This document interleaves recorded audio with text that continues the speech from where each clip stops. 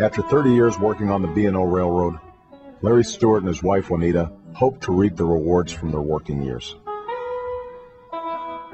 6 grown children, 7 grandchildren, 2 great-grandchildren, and a home that they own themselves.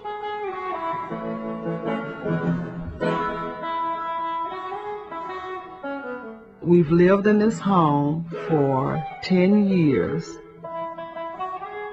A lot of work on this house, I did it myself. That floor down there, I put this floor in this house. We had our home paid for, so we just knew that retirement would be great.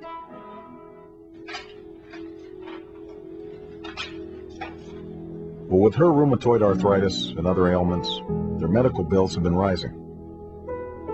I take 12 different medications per day. When Larry was working, all of that was covered. When he retired, I did not have medical insurance. And each year, it just got worse, worse, worse. To meet their payments, they've had to take a loan on their house, and they're losing equity. Larry is retired a total of 10 years, but 5 of those years, he had to go back to work. Associate salesman. In other words, I just sell stuff, that's all.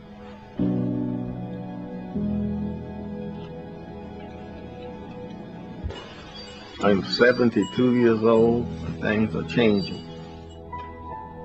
You just wonder, you know, where am I going from here?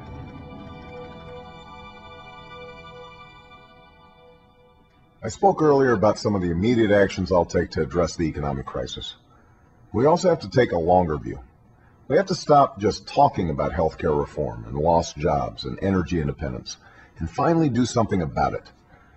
All across America, I've seen entrepreneurs and innovators who point the way to a better future, starting with energy independence. Recently, I visited the McKinstry Company in Seattle. They're retrofitting schools and office buildings to make them energy efficient, creating jobs, saving their customers money, reducing carbon emissions, and helping end our dependence on Middle Eastern oil. As president, I'll use companies like McKinstry as a model for the nation. I'll invest $15 billion a year in energy efficiency and renewable sources of energy, like wind, solar, and biofuels, creating 5 million clean energy jobs over the next decade, jobs that pay well and can never be outsourced. And I'll help our auto companies retool so that the fuel-efficient cars of the future are built right here in America. I'll also make it easier for you to afford these new cars with a tax credit so we can get as many on the road as possible. And to further reduce our demand for foreign oil, I'll tap our natural gas reserves, invest in clean coal technology, and expand domestic production of oil. But we know government can't do it all. That's why I'll call on every American to join in conservation efforts. I believe we need to usher in a new era of responsibility. Across the country, families are tightening their belts, and so should Washington. That's why, for my energy plan, my economic plan, and the other proposals you'll hear tonight, I've offered spending cuts above and beyond their cost. I'll also go through the federal budget, line by line, eliminating programs that don't work, and making the ones we do need work better and cost less. And one of the biggest savings we can make is to change our policy in Iraq.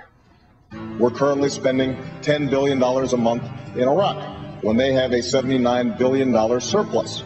It seems to me that if we're going to be strong at home as well as strong abroad, that we've got to look at bringing that war to a close. We are actually spending more in Iraq now than we were spending when the war first started. How many schools would that build? How many hospitals? How many people could get health care? How many college scholarships could we give our youth? It's time for us to invest some of that money right here in America.